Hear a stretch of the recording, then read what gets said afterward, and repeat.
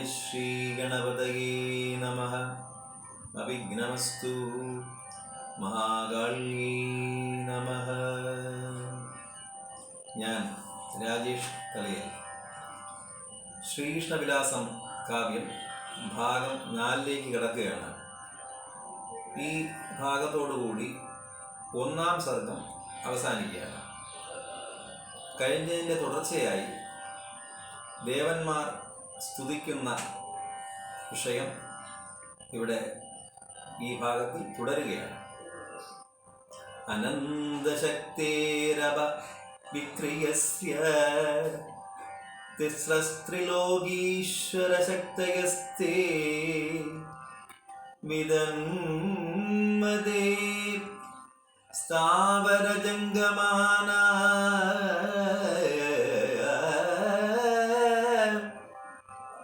ഉൽപാദനക്ഷേമ വിലോപനാനി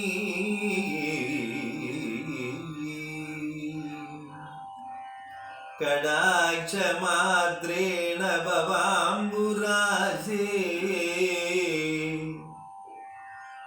പാരംപരം പ്രാപയിതുസ്ത്രിലോകീ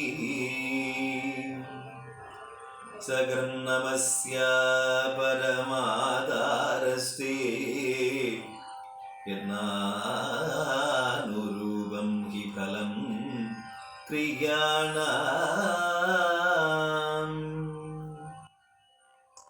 ത്വം ജ്യോതിഃ ആപഃ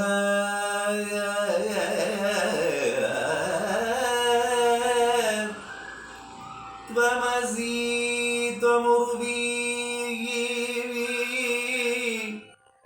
ത്വം വ്യോമ വൈശ്വാനരഃ സാരഥിസ്ത്വം ത്വം ജീവവർഗഃ പരമസ്ത്വമാത്മാ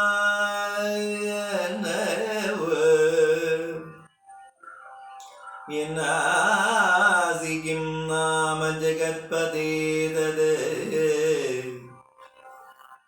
നവാഭ്രവർണം നളിനായദാക്ഷം പീതാംബരോ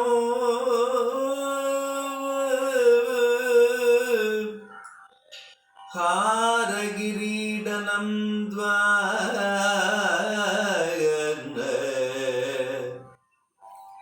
വയം തു സേവേ മഹിവീക്ഷമാണാഃ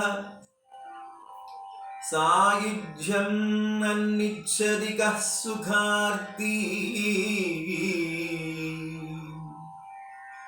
അലം ന നിർദ്ദേഷ്ടുമി യത്തയാ ത്വാം അശേഷനാഥ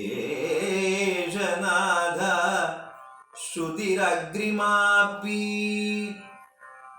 സയേവ സാക്ഷാൽ ക്രിയസേ പുനസ്ത്വം നഗോ ജിതം നഃ സുകൃതൈരനൽപൈഃ തൃണായ മത്വാ നിഖിലാനി ശാർഗിം പദാനി വൈധേയ മനോഹരാണി ആവൃത്തി ശൂന്യം പരമോ വദന്തേ വാഞ്ചന്തി വൈരാഗ്യധനാം മകാന്തക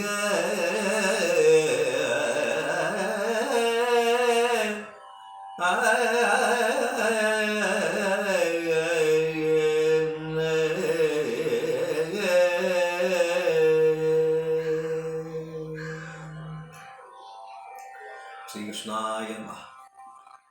അനന്തശായിയായ അങ്ങയുടെ അനന്തശക്തിയാൽ സൃഷ്ടി സ്ഥിതി സംഹാരാദികളിൽ അങ്ങ് അഖണ്ഡനായി വർത്തിക്കുന്നു. മത്സ്യങ്ങൾ മുട്ട വിരിക്കുന്നത് പോലെ അങ്ങയുടെ വീക്ഷണം കൊണ്ട് ഞങ്ങളുടെ ജനനമില്ലാതാക്കുന്നു. പഞ്ചഭൂത നിർമ്മിതമായ പ്രപഞ്ചവും അതിലെ സകല ജീവജാലങ്ങളും അങ്ങയുടെ അംശങ്ങളാണ്.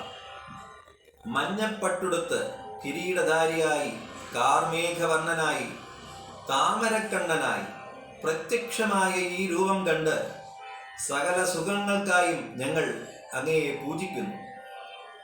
ഇന്ന പ്രകാരമാണ് എന്ന് വേദങ്ങളെ കൊണ്ടുപോലും ഘോഷിക്കാൻ കഴിയാത്ത ഈ രൂപം ഞങ്ങൾക്ക് പുണ്യമരുളുന്നു.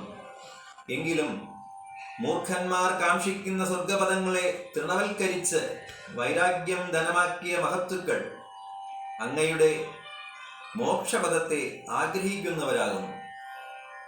ഇപ്രകാരം സ്തുതി കേട്ട് പ്രസന്നനായ ഭഗവാൻ അനന്തന് ആശ്വാസം പകരുന്ന മട്ടിൽ എഴുന്നേറ്റിരുന്നതും സേനാനായകനായ വിക്ഷസേനൻ ആംഗ്യഭാഷേണ വെഞ്ചാമരം വീശിയത് മതിയെന്ന് സുന്ദരിമാർക്ക് നിർദ്ദേശം കൊടുക്കുന്നു. ക്ഷീരസമുദ്രത്തിന് ക്ഷീണം മാറ്റും വണ്ണം ചിരിച്ചുകൊണ്ട് ബ്രഹ്മാദികളോടായി ഇങ്ങനെ മൊഴിഞ്ഞു: യുദ്ധസന്നദ്ധരായി വന്നിരിക്കുന്ന നിങ്ങളുടെ സങ്കടം എനിക്ക് മനസ്സിലാവുന്നുണ്ട്. എൻ്റെ മഹാസുദർശനം ആജ്ഞ കേൾക്കാൻ വേണ്ടി കാത്തിരിക്കയാൽ നിങ്ങൾ ഒട്ടും ഭയപ്പെടേണ്ട. ഇത് കേട്ട ദേവന്മാർ നമ്രശിരസ്കരായി സങ്കടം ബോധിപ്പിക്കുന്നു. സങ്കടം പറയാൻ തുടങ്ങവേ അവരെ വിക്ഷസേനൻ തടഞ്ഞിട്ട് ബ്രഹ്മാവിൻ്റെ കൈ പിടിച്ച് വൈകുണ്ഠന്റെ സമീപത്തെത്തിച്ച് അദ്ദേഹത്തോട് ബോധിപ്പിക്കാൻ പറയുന്നു. അജ്ഞാനികളും ഉപകാരസ്മരണയും ലജ്ജയും ഇല്ലാത്ത ഞങ്ങളോട് കരുണ കാണിക്കുന്നത് ആശ്ചര്യം തന്നെ. സജ്ജനനിന്യമായ പരിഗ്രഹം മഹാബലിയിൽ നിന്നും അങ്ങ് സ്വീകരിച്ചു. ഹിരണ്യാസുരനാൽ പീഡിതരായവർക്ക് വേണ്ടി ഈ സുന്ദരമായ രൂപം വെടിഞ്ഞ് നരമൃഗരൂപം ധരിച്ചു. രാവണവധത്തിനായി അങ്ങ് അനുഭവിക്കേണ്ടി വന്ന യാതനകൾ ഉപമാരഹിതമാണ്. എങ്കിലും വേഴാമ്പലുകൾക്ക് ആശ്രയം കാർമേഘം എന്ന പോലെ മറ്റൊരാശ്രയം ഞങ്ങൾക്കാരാണ്? ഭോജരാജാവായ കംസന്റെ വീരന്മാരായ പടയാളികളാൽ പരിഹസിക്കപ്പെടുന്ന അമരാവതി നിവാസികൾക്ക് അവരെ ചെറുത്ത് തോൽപ്പിക്കാൻ കഴിയുമെന്ന് തോന്നുന്നില്ല. പോരാത്തതിന് നരകാസുരന്റെ പീഡനകൾ ഒരു വശത്ത്, പ്രലംബൻ, കേശി മുതലായവരുടെ പീഡനം മറ്റൊരു വശത്ത്. ഇതൊന്നും പോരാഞ്ഞിട്ട് ഹിരണ്യാസുരന്റെ 6 സന്താനങ്ങളും കാട്ടുന്ന വിക്രിയകൾ പാതാളത്തിൽ വേറെ. ബ്രഹ്മാവിന്റെ പരിദേവനങ്ങൾ കേട്ട വൈകുണ്ഠൻ ദൃഢസ്വരത്തിൽ ഇങ്ങനെ പറഞ്ഞു: അലം വിഷാദേന ദിവൗകസോവ സമീഹിതം ഹസ്തഗതം മനുധ്വം വ്രതം ഹി മേ കേവലമേതദ്ദേവ സംരക്ഷണം യച്ഛരണാഗതാനാം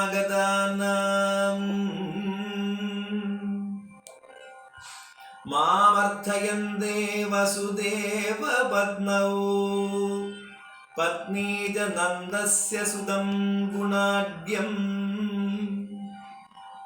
അംശദ്വയേന വ്രതകർഷിതാങ്കി തിസ്രോ പിതാഃ പുത്രവതീ യം ച ലോകത്രയസ്യ മാതാ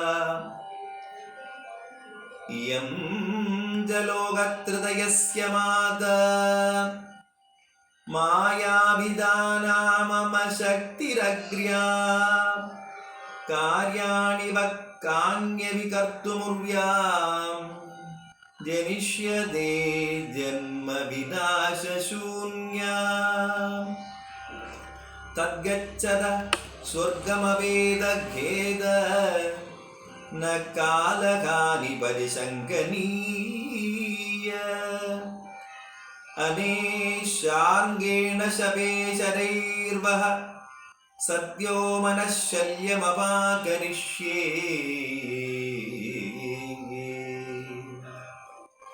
ശരണാഗതന്മാരെ രക്ഷിക്കുക എന്നതിൽ വ്രതനിഷ്ഠനായിരിക്കുന്ന ഞാൻ വസുദേവന്റെ 2 പത്നിമാർക്കും നന്ദഗോപജായയ്ക്കും സന്താനഭാഗ്യം അരുളാൻ ഞാൻ തീരുമാനിച്ചിരിക്കുന്നു. സങ്കട നിവാരണത്തിനായി എൻ്റെ മായാദേവിയും അവതരിക്കും. താമസം വിന നിങ്ങളുടെ സങ്കടം തീർക്കുമെന്ന് ഈ ശാർഗം തൊട്ട് ഞാൻ ശപഥം ചെയ്യുന്നു. ഇങ്ങനെ സാന്ത്വന വാക്കരളിയിട്ട് കാർമേഘവർണ്ണനായ പത്മനാഭൻ മറഞ്ഞ ആശ നോക്കി ദേവാദികൾ നമസ്കരിച്ചിട്ട് സ്വർഗം പോകി. തമമരലോകം സാന്തകിത്വാ സദേവഃ സപതി നവഘനാഭ പത്മനാഭ സ്ഥിരോഭൂത്. സജവീത നമസ്യ തസ്യ വാചം പ്രശംസൻ നിജപദമവിപദേ അവിവേദേ ഹർഷപര്യാകുലാത്മാ.